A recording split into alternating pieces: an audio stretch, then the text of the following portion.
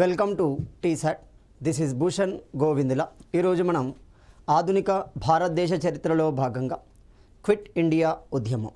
మరి ఏంటి quit India ఉద్యమం, ఎందుకు నిర్వహించబడింది, ఎలా నిర్వహించబడింది, క్రమంగా అది బ్రిటిష్ ప్రభుత్వం మీద అంటే భారతదేశాన్ని పరిపాలించిన బ్రిటిష్ ప్రభుత్వం మీద ఏ విధమైన ఒత్తిడి తీసుకొచ్చింది గమనిస్తే భారత జాతీయోద్యమంలో చిట్ట చివరి మహా ఉద్యమమే క్విట్ ఇండియా ఉద్యమము అవుతుంది. మరి ఈ క్విట్ ఇండియా ఉద్యమంలో క్విట్ అంటే అర్థం ఏమిటి అంటే వదిలి వెళ్ళాలి అని అర్థం. సార్ ఎవరు ఏ ప్రాంతాన్ని వదిలి వెళ్ళాలి అంటే భారతదేశాన్ని బ్రిటిష్ వారు వదిలి వెళ్ళాల్సి ఉంటుంది. ఈ భావనని గాంధీజీ తన పత్రికలైన హరిజన్ పత్రిక ద్వారా ప్రజానికానికి తెలియజేయడం జరుగుతుంది. మరి ఇలాంటి ఉద్యమం ఏ క్రమంలో ఏ కారణాల నేపథ్యంలో ప్రారంభించబడింది, ఎప్పుడు ప్రారంభించబడింది, ఆ అంశాలను కనుక పరిశీలిస్తే జాతీయ ఉద్యమంలో చివరగా నిర్వహించబడిన ఉద్యమంగా మనం క్విట్ ఇండియా ఉద్యమాన్ని భావించడం జరుగుతుంది. ఇక్కడ ఒక విషయాన్ని లోతుగా గమనించాలి. సాధారణంగా గాంధీజీ యొక్క సిద్ధాంతం ఏమవుతుంది, సత్యాగ్రహము అవుతుంది. మరి సత్యాగ్రహంలో ఉన్న అంశాలు ఏమవుతున్నాయి, రెండు ఉంటున్నాయి. ఒకటి సత్యము ఉంటుంది, రెండు అహింస ఉంటుంది. ఈ రెండు పదాలు కాదనుకుంటూ ఈ రెండు భావనలకు వ్యతిరేకంగా కొనసాగుతుంది క్విట్ ఇండియా ఉద్యమం. అంటే సహాయ నిరాకరణంలో భాగంగా ఈ అంశాలు అనుసరించబడతాయి, శాసనోల్లంఘనంలో భాగంగా ఈ అంశాలు అనుసరించబడతాయి. కానీ క్విట్ ఇండియా ఉద్యమంలో గాంధీ మొదటి రోజే అరెస్టు చేయబడడంతో ఉద్యమానికి నాయకత్వం ఉండదు. ఉద్యమానికి నాయకత్వం ఉండనప్పటికీ ఉద్యమం మహోద్యమంగా కొనసాగుతుంది, ఒక విప్లవాన్ని తలదనడం జరుగుతుంది. అందుకే క్విట్ ఇండియా ఉద్యమాన్ని చరిత్రలో ఏమంటున్నాం, ఆగస్టు విప్లవము అంటున్నాం. అంటే ఇక్కడ విప్లవం అంటే ఏమవుతుంది, ఆర్థిక ధన ప్రాణ నష్టం అనేది సంభవించాలి, ప్రభుత్వంపై తీవ్ర స్థాయిలో ఒత్తిడి అనేది పెంచాలి. అలాంటి అంశాల సమూహాన్ని మనము విప్లవంగా పరిగణించడం జరుగుతుంది. అలాంటి విప్లవం ఏ సందర్భంలో జరిగింది, ఆగస్టు సందర్భంలో జరిగింది. కాబట్టి క్విట్ ఇండియా ఉద్యమానికి మరొక పేరే ఆగస్టు విప్లవం అవుతుంది. మరి అలాంటి ఉద్యమం ఎప్పుడు ప్రారంభమవుతుంది ఇక్కడ గమనిస్తే క్విట్ అనే పేరును మనం బాగా గమనించాలి. క్విట్ అంటే భారతదేశాన్ని వదిలి వెళ్లాల్సి ఉంటుంది. ఎవరు, బ్రిటిష్ వారు వదిలి వెళ్ళాలి. దీనికి సంబంధించి కారణాలు ఏంటి, మరి ఎలాంటి కారణాల నేపథ్యంలో ఈ క్విట్ ఇండియా ఉద్యమానికి గాంధీ పిలుపునివ్వడం జరుగుతుంది ఇక్కడ గమనించాలి. క్రిప్స్ రాయబారం వైఫల్యం చెందడం అంటున్నాం, స్టాఫర్డ్ క్రిప్స్ అంటున్నాం. స్టాఫర్డ్ క్రిప్స్ భారతదేశంతో సంప్రదింపులు జరిపి కొన్ని సమీకరణాలు ఇవ్వడానికి, కొన్ని అంశాలలో భారతీయులకు అవకాశం ఇవ్వడానికి కొన్ని ప్రతిపాదనలు చేయడం జరుగుతుంది. అలాంటి నేపథ్యం మరి ఏ సందర్భాల్లో గమనిస్తే 1942 సందర్భం గమనిస్తే 1942లో స్టాఫర్డ్ క్రిప్స్ బ్రిటిష్ ప్రభుత్వం నుండి వచ్చి బ్రిటిష్ తరపున మన భారతదేశానికి కొన్ని అవకాశాలు ఇవ్వడానికి తన ప్రతిపాదనలు ప్రకటించడం జరుగుతుంది. మరి ఇలాంటి సందర్భంలో క్రిప్స్ ప్రతిపాదనలపైన గాంధీజీ స్పందిస్తాడు. ఏమంటున్నాడు, క్రిప్స్ ప్రతిపాదనలు అనేవి పోస్ట్ డేటెడ్ చెక్స్ అంటున్నాడు. పోస్ట్ డేటెడ్ చెక్స్ అంటున్నాడు. అంటే కాలం చెల్లిన చెక్స్గా పరిగణించడం జరుగుతుంది. ఎందుకంటే బ్రిటిష్ వారికి ఉన్న ఏకైక ఆప్షన్ ఏమవుతుంది, దేశానికి స్వాతంత్రం ఇవ్వడే. కానీ త్వరలోనే స్వాతంత్రం వస్తుంది కాబట్టి ఇలాంటి అంశాలు మనకు అవసరం లేదు, ఇలాంటి సమీకరణాలు, ఇలాంటి అవకాశాలు మనకు అవసరం లేదు అనేది గాంధీజీ యొక్క ఉద్దేశం. కాబట్టి గాంధీజీ క్రిప్స్ ప్రతిపాదనలు ఏమంటున్నాడు, పోస్ట్ డేటెడ్ చెక్స్ అంటున్నాడు. పోతూ క్రిప్స్ గాంధీ మీద అభండాన్ని వేయడం జరుగుతుంది. ఏమని, నేను అనేక రకాల అంశాలలో భారతీయులకు అవకాశం ఇవ్వడానికి అనేక ప్రతిపాదనలు చేశాను, ఈ ప్రతిపాదనలు విఫలం కావడానికి ప్రధాన కారకుడు గాంధీ అని మొదటి స్టేట్మెంట్ ఇవ్వడం జరుగుతుంది. ఇది క్విట్ ఇండియా ఉద్యమానికి కారణం అవుతుంది. ఒకటో కారణం అంటే గాంధీజీ కలత చెందుతున్నాడు. ఏమని, క్రిప్స్ ప్రతిపాదనలు పోస్ట్ డేటెడ్ చెక్స్ అనడంతో ఈ పోస్ట్ డేటెడ్ చెక్స్ అయిన క్రిప్స్ ప్రతిపాదనలు ఏమవుతుంది, విఫలం కావడానికి ప్రధాన కారకుడు గాంధీ అని క్రిప్స్ ప్రకటించడం జరిగింది.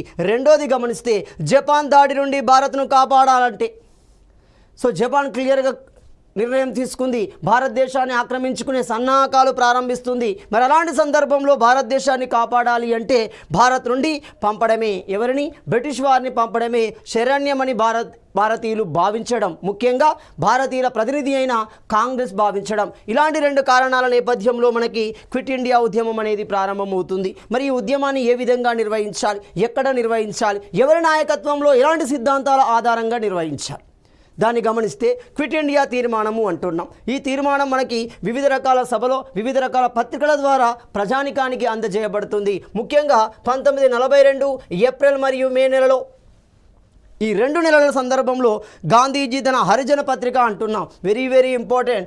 హరిజన పత్రిక మొదటిసారిగా గాంధీజీ దళితులని హరిజన్స్ అని పిలవడం జరుగుతుంది. మరి ఏంటి ఈ హరిజన్? హరి అంటే భగవంతుడు, దైవం అవుతుంది. దేవుని యొక్క కుమారుడుగా దళితులను ప్రకటించిన వ్యక్తి గాంధీజీ అవుతున్నాడు. వారి యొక్క అభివృద్ధి కోసం, వారి యొక్క సంక్షేమం ప్రధాన ధ్యేయంగా ప్రకటించబడిన పత్రికే హరిజన్ పత్రిక అవుతుంది. మరి ఇలాంటి హరిజన్ పత్రికను ఉపయోగిస్తూ క్విట్ ఇండియా యొక్క భావన, క్విట్ ఇండియాను ఎందుకు లేవతీశాడు, దానిలో ఉన్న అంతర్యం ఏమిటి ప్రజలకు తెలియజేయడానికి తను అనేక రకాల వ్యాసాలు రాయడం జరుగుతుంది. అంటే ఇప్పుడు క్లియర్గా గాంధీజీ హరిజన్ పత్రిక ద్వారా క్విట్ ఇండియా భావజాలాన్ని భారతీయ సమాజానికి అందించే ప్రయత్నం చేశాడు. 1. 2, దీనికి సంబంధించిన తీర్మానం జూన్ మరియు జూలై నెలలో వరుసగా ఎక్కడ అది అహ్మదాబాద్ వార్తా సమావేశాలలో క్విట్ ఇండియా తీర్మానం ఒక రూపానికి రావడం జరుగుతుంది, రూపొందించడం జరుగుతుంది. ఎక్కడ నిర్వహించాలి, ఎలాంటి కార్యక్రమాలు నిర్వహించాలి, ఎవరి నాయకత్వంలో నిర్వహించాలి, ఏ విధంగా ప్రభుత్వం మీద ఒత్తిడి పెంచాలి, ఇలాంటి అంశాల సమూహారంగా మనకి క్విట్ ఇండియా తీర్మానం అనేది రూపొందించబడుతుంది. ఎప్పటివరకు? జూలై నెల నాటికి అది పూర్తి స్థాయిలో రూపొందించబడుతుంది. రూపొందించబడిన తీర్మానం మనకి ఎక్కడ బొంబాయి కేంద్రంగా బొంబాయి ప్రత్యేక సమావేశంలో ప్రవేశపెట్టబడుతుంది. ఇక్కడ ఈ విషయాన్ని గమనించాలి. మరి ఈ తీర్మానాన్ని ప్రవేశపెట్టిన వ్యక్తి ఎవరు? జవహర్లాల్ నెహ్రూ అవుతున్నాడు. సో జవహర్లాల్ నెహ్రూ ఈ క్విట్ ఇండియా తీర్మానాన్ని బొంబాయి సమావేశంలో ప్రవేశపెడుతున్నాడు. మరి ఈ సమావేశం ఎప్పుడు, ఎక్కడ జరిగింది గమనిస్తే 1942 ఆగస్టు 8వ తేదీన. సో 1942 ఆగస్టు 8వ తేదీన ఈ సమావేశం అనేది జరుగుతుంది. మరి ఎక్కడ జరిగింది గమనిస్తే మనకి ఈ సమావేశంలోనే క్విట్ ఇండియా తీర్మానం ఆమోదించబడింది. సో క్విట్ ఇండియా తీర్మానం ఆమోదించిన సందర్భంలోనే గాంధీజీ ఇచ్చిన నినాదం ఏమవుతుంది? గాంధీజీ ఇచ్చిన నినాదాన్ని గమనిస్తే భారతదేశానికి స్వేచ్ఛను కల్పిద్దామా లేదా దాని ప్రయత్నంలో మరణిద్దామా అంటున్నాడు. సో దేశానికి స్వేచ్ఛను కల్పించాలి అంటే బ్రిటిష్ వారిని భారతదేశం నుండి పారదోలాలి, అప్పటి వరకు మనం నిర్విరామంగా ఉద్యమాన్ని కొనసాగించాలి అనేది గాంధీజీ ఉద్దేశం, లేక దాని ప్రయత్నంలో మరణిద్దామా అంటున్నాం. దీన్నే మనము డూ ఆర్ డై అంటున్నాం. దీనికి చరిత్రలో అనేక రకాల పేర్లు ఉన్నాయి. సో ఈ అనేక రకాల పేర్లు ఏంటి? 1వ పేరును కనుక గమనిస్తే చోడో భారత్ అంటున్నాం, భారత్ను వదిలిపెట్టండి అంటున్నాం. ఇక్కడ ఒక విషయాన్ని గమనించాలి. అంటే భారత సమాజంలో మనకి కాంగ్రెస్ వాదులు ఉన్నారు, సామ్యవాదులు ఉన్నారు, సాంఘిక సంస్కర్తలు ఉన్నారు, వివిధ భాషలకు సంబంధించిన సమూహాలు ఉన్నారు. ఆ భాషలలో ఆ సంబంధిత భావజాలంలో దీనికి వివిధ రకాల పేర్లు అనేవి పెట్టబడుతున్నాయి. కాబట్టి ఎగ్జామినర్ ఒక్కొక్క సందర్భంలో ఒక్కొక్క నినాదాన్ని, ఒక్కొక్క భావజాలంతో కూడిన భావనని ప్రకటిస్తూ వస్తున్నాడు. చాలా సందర్భాలలో మనకు డూ ఆర్ డై అనే నినాదం మాత్రమే కనబడుతుంది, కానీ దానికి వివిధ రకాల పేర్లు అనేవి మనకు వివిధ రకాల పుస్తకాలలో అవైలబిలిటీ ఉన్నాయి. అందులో మనం గమనిస్తే చోడో భారత్ అనే పేరు మొదటి పేరు అవుతుంది. అంటే దీనికి అర్థం ఏంటిది? డూ ఆర్ డైనే చోడో భారత్ అంటున్నాం, వదిలిపెట్టండి అంటున్నాం. రెండవది చేయండి లేదా చావండి అంటున్నాం. చేయండి లేదా చావండి అంటే డూ ఆర్ డై అంటున్నాం, డూ ఆర్ డై అంటున్నాం. మూడోది ఏమంటున్నాం? నాకు స్వాతంత్రం వెంటనే కావాలి, కుదిరితే ఈ రాత్రి అంటున్నాడు. ఎవరు? గాంధీజీ అన్నాడు. స్వాతంత్రం నాకు వెంటనే కావాలి, కుదిరితే ఈ రాత్రే కావాలి అనే పేరును ప్రకటించడం జరుగుతుంది. 5 ఏమవుతుంది? కరోయార్ మరో అంటున్నాడు, కరోయార్ మరో అంటున్నాడు. 6 మనకి సాధించు లేదా మరణించు అంటున్నాడు. సో చేయండి లేదా చావండి అన్న, సాధించు లేదా మరణించు అనేది వివిధ రకాల పేర్లు అనేవి వివిధ సందర్భాలలో మనకు ప్రకటించబడ్డాయి. వీటి యొక్క అర్థం ఏంటిది అంటే డూ ఆర్ డై అనేది అర్థమవుతుంది. ఈ నినాదాన్ని ఎప్పుడు ఇచ్చాడు? క్విట్ ఇండియా సందర్భంలో ఎవరిచ్చారు? గాంధీజీ ఇచ్చాడు. ఎక్కడ ఇచ్చాడు? బొంబాయి సమావేశంలో ఇవ్వడం జరుగుతుంది. ఈ సందర్భంలోనే సుభాష్ చంద్రబోస్ బెర్లిన్ నగరంలో ఉంటున్నాడు.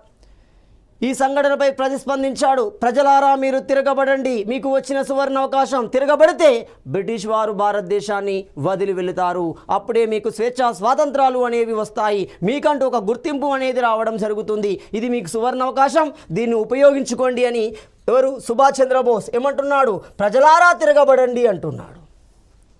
ప్రజలారా తిరగబడండి అని బెర్లిన్ కేంద్రంగా తన ప్రకటనని భారతీయులకు మద్దతుగా ప్రకటించడం జరుగుతుంది. ఇలాంటి సందర్భంలోనే నెహ్రూ క్విట్ ఇండియా తీర్మానాన్ని సమావేశంలో ప్రవేశపెడుతున్నాడు. మొత్తంగా తీర్మానం ఆమోదించబడింది. తీర్మానంలోని అంశాల ఆధారితంగా ఉద్యమ గమనం అనేది నిర్ణయించబడడం జరుగుతుంది. మరి ఇలాంటి ఉద్యమ గమనం ఏ విధంగా నిర్ణయించబడింది? సో ఈ ఉద్యమం యొక్క ప్రస్థానం ఏ విధంగా ప్రారంభమవుతుంది గమనిస్తే గాంధీ పిలుపు మేరకు బొంబాయిలోని సో బొంబాయిలోని ఏమవుతుంది, క్రాంతి మైదాన్ అంటున్నాం.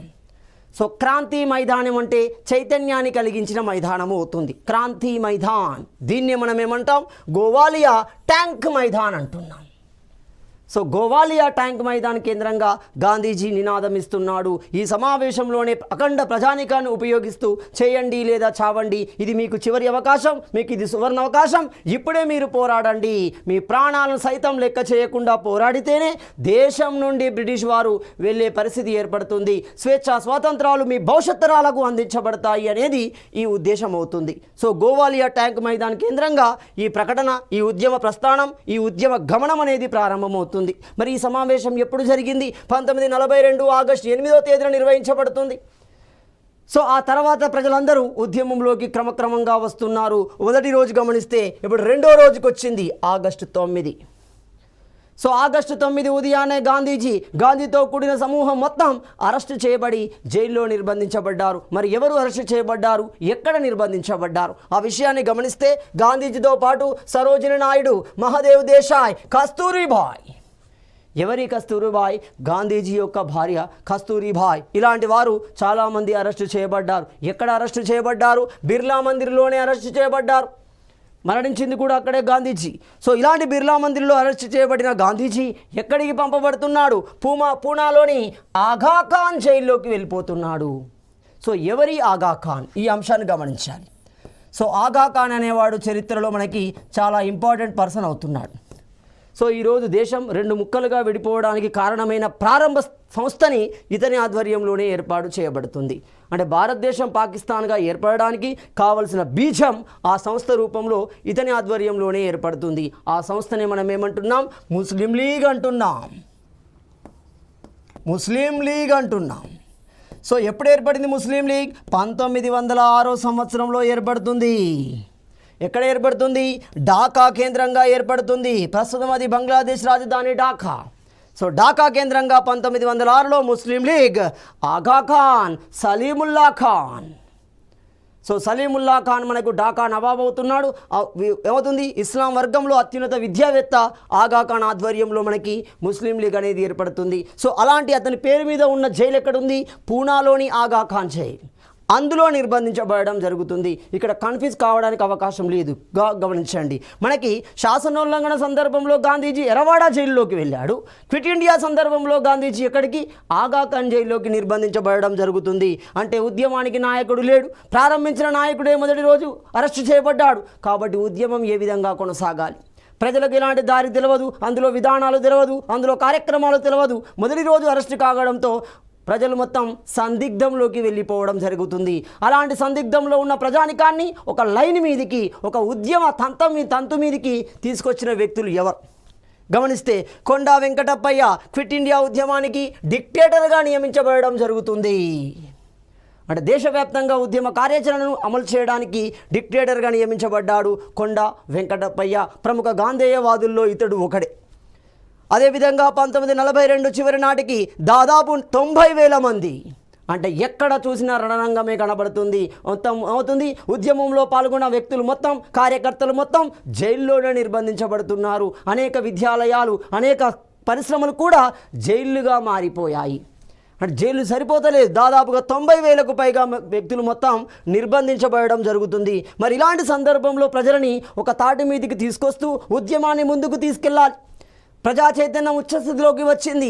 ఒకవేళ ఉద్యమాన్ని అర్ధంతరంగా ఆపివేస్తే చైతన్యం మళ్ళీ దిగజారిపోతుంది. కాబట్టి ఈ చైతన్యాన్ని ఇలాగే కొనసాగించి బ్రిటిష్ ప్రభుత్వం మీద ఒత్తిడి పెంచాలి. మనకు కావాల్సిన లక్ష్యం ఏంటి, బ్రిటిష్ వారు బయటికి వెళ్ళాలి, భారతదేశాన్ని విధులు వెళ్ళాలి, అనగా దేశానికి స్వాతంత్రాన్ని ప్రకటించాలి. సో ఈ సందర్భంలో ఎంటర్ అవుతున్నారు సామ్యవాదులు, సోషలిస్టులు ఎంటర్ అవుతున్నారు.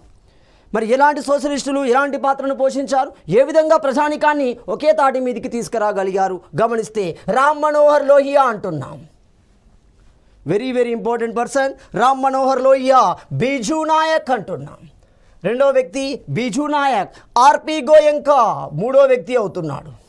ఉషా మెహతా నాలుగో వ్యక్తి. అచ్యుత పట్వర్ధన్ ఐదో వ్యక్తి. ఇతడు చాలా ఇంపార్టెంట్. ఎందుకంటే అచ్యుత పట్వర్ధన్ భాగ్యనగర్ రేడియో ఏర్పడడానికి కావలసిన పరికరాలను అందించడం జరుగుతుంది పాగా పుల్లారెడ్డికి తెలంగాణ కేంద్రంగా. సో హైదరాబాద్ కేంద్రంగా ఏర్పడిన భాగ్యనగర్ రేడియోకి కావాల్సిన పరికరాలు అందించిన వ్యక్తి అచ్యుత పట్వర్ధన్. ఇతడు క్విట్ ఇండియా ఉద్యమంలో క్రియాశీలకంగా వ్యవహరిస్తాడు. అతనితో పాటుగా జయప్రకాష్ నారాయణ్, సోషలిస్టులో ప్రముఖ నాయకుడు Jayaprakash Narayan, Aruna Asaf Ali, very very important. Aruna Asaf అలీనే మనం ఏమంటున్నాం, క్విట్ ఇండియా ఉద్యమానికి నాయకి అంటున్నాం. అంటే ఎక్కడా నాయకురాలు కనబడరు. అంటే ఉద్యమంలో కార్యకర్తలుగా మాత్రమే తమ ప్రస్థానాన్ని కొనసాగిస్తే మొట్టమొదటిసారిగా క్విట్ ఇండియా ఉద్యమాన్ని ఒక నాయకుని స్థానంలో ఉంటూ ఉద్యమాన్ని నిర్ణయించడం జరిగింది. ఉద్యమాన్ని కొనసాగించడంలో క్రియాశీలక పాత్ర పోషించింది. అందుకే చరిత్రకారుల చేత అరుణా ఆసఫ్ అలీ క్విట్ ఇండియా ఉద్యమానికి నాయకిగా పిలువబడడం జరుగుతుంది. ఇలాంటి సామ్యవాదులు తమదైన విధానాల ద్వారా ప్రజలందరినీ గుమికూడడం, ప్రజలందరినీ సమీకరించే ప్రయత్నం చేయడం జరిగింది. ఆ చైతన్యాన్ని మరింత ముందుకు తీసుకెళ్లే క్రమంలో వాళ్ళు ఎలాంటి కార్యక్రమాలు ప్రవేశపెట్టారు ఆ విషయాన్ని గమనిస్తే, ఉషా మెహతా, రామ్ మనోహర్ లోహియాలు ఇద్దరు తమ ప్రసంగాల ద్వారా, ఆ ప్రసంగాలు వెలువరించిన రేడియోని గమనిస్తే బొంబాయి రేడియో అవుతుంది. సో ఈ బొంబాయి రేడియో ద్వారా ఉషా మెహతా, రామ్ మనోహర్ లోహియాలు తమ ప్రసంగాలను ప్రజలకు అందించడం జరిగింది. ప్రజలారా, మీరు భయపడాల్సిన అవసరం లేదు, ఈ కార్యక్రమాలు ఇక్కడ ఈ విధంగా నిర్వహించండి అని ఒక దిశానిర్దేశాన్ని చేయడం జరుగుతుంది. అంటే ఇక్కడ క్లియర్గా క్విట్ ఇండియా ఉద్యమ సందర్భంలో క్రియాశీలకంగా పోషించిన ప్రచార సాధనాలు రేడియోలు అవుతాయి. బొంబాయి రేడియోలో వీరు తమ ప్రసంగాలను ఇవ్వడం జరిగింది. అంతేకాకుండా అరుణా ఆసఫ్ అలీ ప్రతి సందర్భంలో ఉద్యమాన్ని ఒక నిర్దిష్టమైన కోణంలో, నిర్దిష్టమైన మార్గంలో నిర్మిస్తూ ముందుకు తీసుకెళ్ళింది. సో ఇలాంటి క్రమంలోనే ఉద్యమ కాలంలో అనేక విధ్వంసాలు జరిగాయి.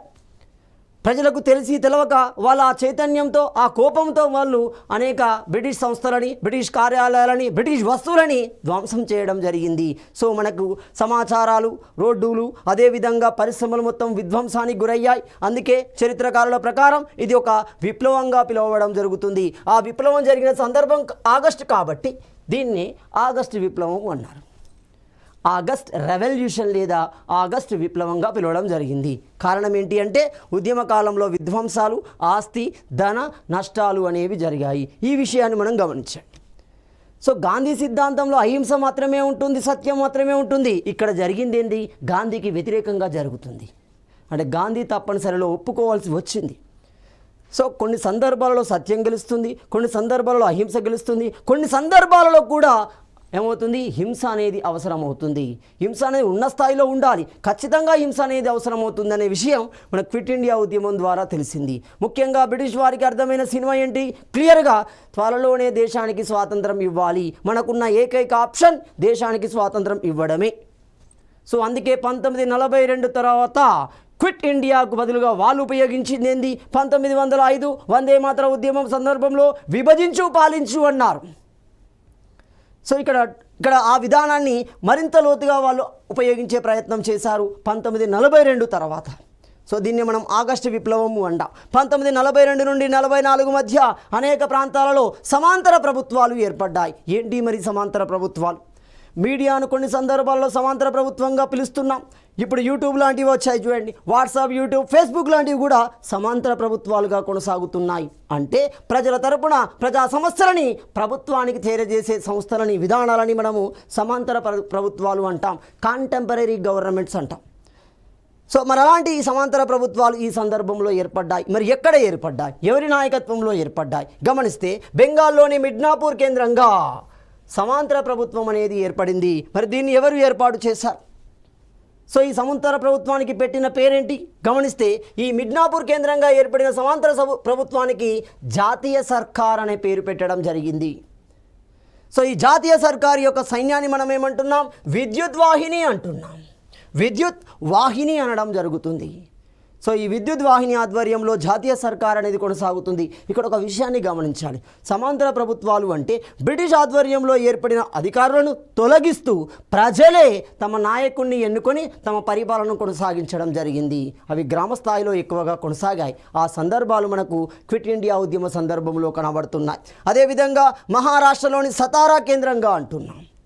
రెండో మన సమాంతర ప్రభుత్వం గమనిస్తే సతారా కేంద్రంగా ఎవరి ఆధ్వర్యంలో, నాని పాటిల్.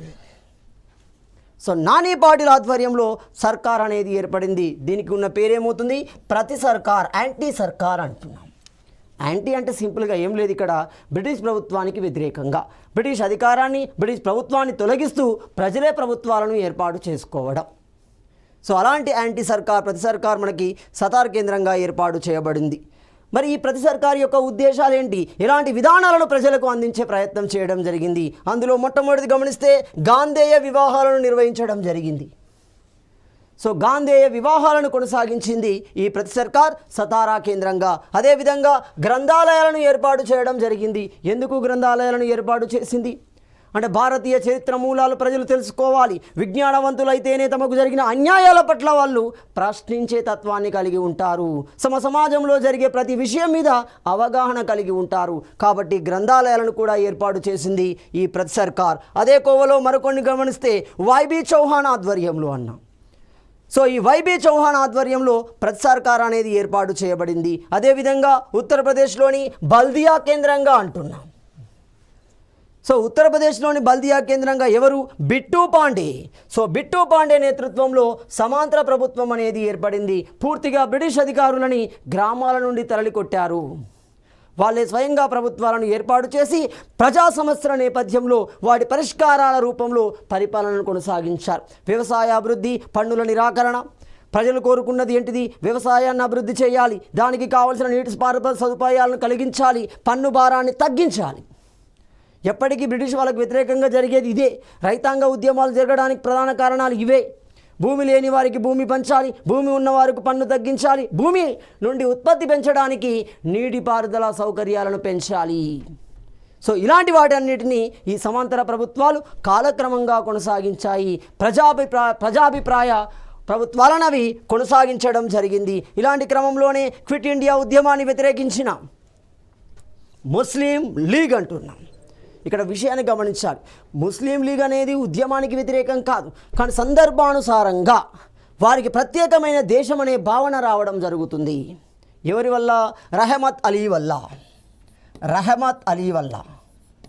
ఒకటి రహమత్ అలీ అంటున్నాం, రెండు ఆగా ఖాన్ అంటున్నాం, మూడు సలీముల్లా ఖాన్ అంటున్నాం, సలీముల్లా ఖాన్ అంటున్నాం, నాలుగు మనకి సారే జహాసే అచ్చా మహమ్మద్ ఇక్బాల్ అంటున్నాం, మహమ్మద్ ఇక్బాల్ అంటున్నాం.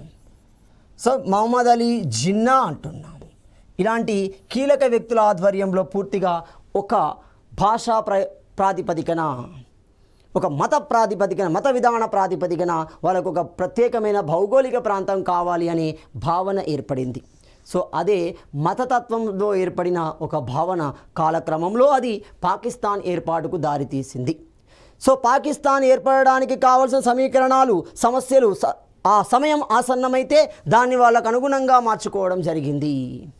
కానీ బ్రిటిష్ వాళ్ళు ఏం చేశారు, భారతదేశంలో ఉన్న రెండు బలమైన వర్గాలు, మొదటి వర్గం హిందూ వర్గం, ఆ తర్వాత బలమైన వర్గం ముస్లిం వర్గం, ఈ ఇద్దరి మధ్య భేదాభిప్రాయాలు సృష్టిస్తే ఈ భేదాభిప్రాయాలు ఉన్నంత కాలం తమ పరిపాలన కొనసాగించుకోవచ్చు.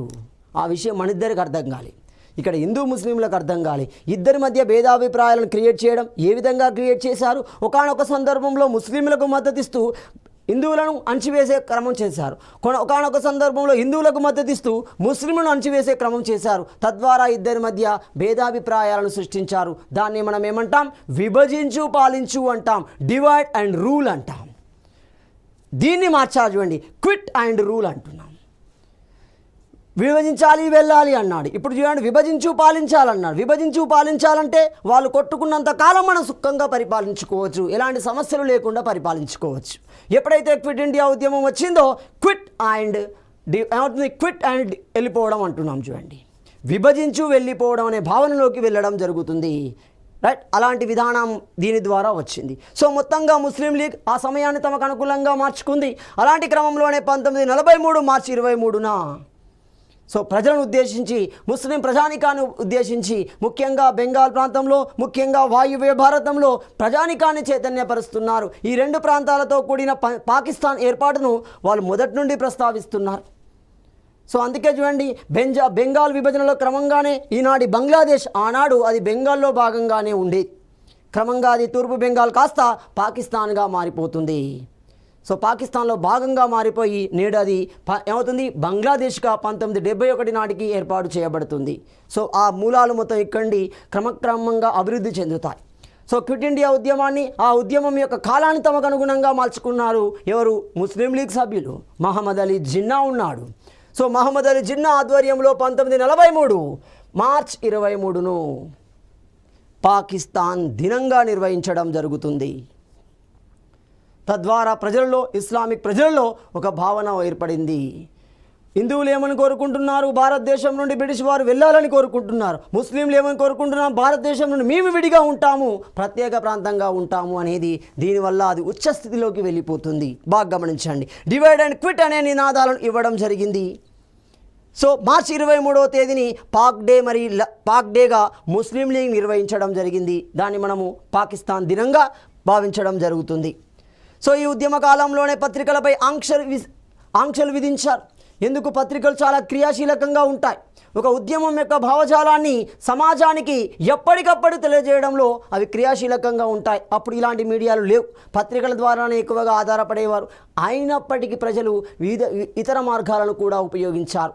పత్రికలు లేనప్పటికీ భావజాలాన్ని ప్రజానికానికి అందించడం కోసం తమదైన మార్గాలను ఉపయోగించారు. అందులో ఒకటి చేతిరాత పత్రికలను ఉపయోగించడం జరుగుతుంది. పాంప్లెంట్ లాంటివి వాళ్ళే స్వయంగా రాస్తూ ప్రజలకు అందించడం జరిగింది. ఆ భావజాలాన్ని ప్రజలకు తెలియజెప్పే ప్రయత్నం చేయడం జరిగింది. ఒకటి. రెండోది నినాదాల ద్వారా. సో మరి ఇలాంటి నినాదాలు ఇచ్చే భాగంలో గోడ ప్రతుల ద్వారా, గోడల మీద రాయడం ద్వారా, చేతిరాత పత్రికల ద్వారా, నినాదాల ద్వారా కూడా ఉద్యమ భావజాలాన్ని ప్రజానికానికి అందించే ప్రయత్నం చేశారు. మరి ఆ నినాదాలలో ఎలాంటివి ఉన్నాయి? ఒకటి, ఠానా జలావో అంటున్నాం. ఠానా అంటే పోలీస్ స్టేషన్ అవుతుంది. సో ఠానా జలావో అంటే పోలీస్ స్టేషన్లను తగలబెట్టండి అంటున్నాడు. పోలీస్ స్టేషన్ని తగలబెట్టండి. రెండోది, ఆంగ్రేజ్ భాగ్ గయా అంటున్నాడు. భాగ్ అంటే పారిపోయారు అని అర్థం. ఆంగ్రేజ్ ఇంగ్లీష్ వారు పారిపోయారు, ఆంగ్రేజ్ భాగ్ గయా అంటున్నారు. ఆంగ్లేయులు పారిపోయారు. రెండు. మూడోది గమనిస్తే స్టేషన్ పుంకుదో అంటున్నారు. స్టేషన్ పుంకుదో అంటే రైల్వే స్టేషన్ను తగలబెట్టండి అంటున్నారు. సో ఇలాంటి నినాదాల ద్వారా ప్రజానికాన్ని చైతన్యపరిచారు. చూడండి, ఈ సంఘటన ద్వారా ఏమవుతుంది, విధ్వంసం అనేది క్రియేట్ అవుతుంది. అందుకే చరిత్రకారులు దీన్ని ఆగస్టు విప్లవంగా చిత్రీకరించడం జరిగింది, పేర్కొనడం జరుగుతుంది. అదేవిధంగా ఈ సందర్భంలో ఎవరున్నారు, లార్డ్ లిన్ లితిగో ఉంటున్నాడు, వైస్రాయిగా ఉండడం జరుగుతుంది. ఇది చాలా చాలా ఇంపార్టెంట్. ఎగ్జామినర్ బాగా ఫోకస్ చేస్తూ దీన్ని కూడా అడగవచ్చు. కింది వాళ్ళలో సరైన జతల లేదా సరికాని జతల రూపంలో వచ్చి సహాయ నిరాకరణం వైస్రాయి ఎవరు, శాసనోల్లంఘనం వైస్రాయి ఎవరు, క్విట్ ఇండియా ఉద్యమం వైస్రాయి ఎవరు. ఇక్కడ క్విట్ ఇండియా ఉద్యమం అనగానే లార్డ్ లిన్ లితిగో అంటున్నాడు. ఉద్యమంపై క్రింది ప్రకటన చేయడం జరుగుతుంది. ఏమని చేశాడు క్లియర్గా గమనిస్తే 1857 తిరుగుబాటు కంటే ఈ ఉద్యమం తీవ్రమైనది అంటున్నాడు. అంతేకాక కానీ దీనిని భద్రత మరియు దీని తీవ్రత దృష్ట్యా ఈ ఉద్యమ విస్తృతిని ప్రపంచానికి తెలియకుండా మేము మరుగున పరిచాము అంటున్నాడు. అంటే ఉద్యమాన్ని పొగుడుతూనే వారి యొక్క గొప్పతనాన్ని చెప్పే ప్రయత్నం చేయడం జరుగుతుంది. ఇది 1857తో పోల్చుకుంటే చాలా విస్తృతమైనదే, చాలా బలమైనదే, చాలా కఠినమైనదే. కానీ మేము దాన్ని సులువుగా అణచివేయగలిగాము. అంటే వారి యొక్క ఆధిపత్యాన్ని, వారి యొక్క బలాన్ని మనకు చూపించడం జరుగుతుంది. అందులో గర్వం కనబడుతుంది. చూడండి, ఇంగ్లీష్ వారి యొక్క గర్వం. సో మొత్తంగా గమనిస్తే అందరి ప్రకారం, చరిత్రకారుల ప్రకారం గమనిస్తే బ్రిటిష్ ప్రభుత్వం దేశానికి స్వాతంత్రం ఇవ్వడంలో, ఆ నిర్ణయం ఒక పూర్తి స్థాయిలోకి రావడంలో ఈ క్విట్ ఇండియా ఉద్యమం క్రియాశీలక పాత్ర పోషిస్తుంది. సో ఇలా మనకి జాతీయోద్యమంలో భాగంగా క్విట్ ఇండియా ఉద్యమం అనేది చివరి స్థాయిలో కొనసాగుతుంది. దేశానికి స్వాతంత్రం తొందరగా రావడంలో ఇది క్రియాశీలక పాత్ర పోషించింది. తదుపరి అంశాన్ని మనము తదుపరి వీడియోలో చర్చించుకుందాం.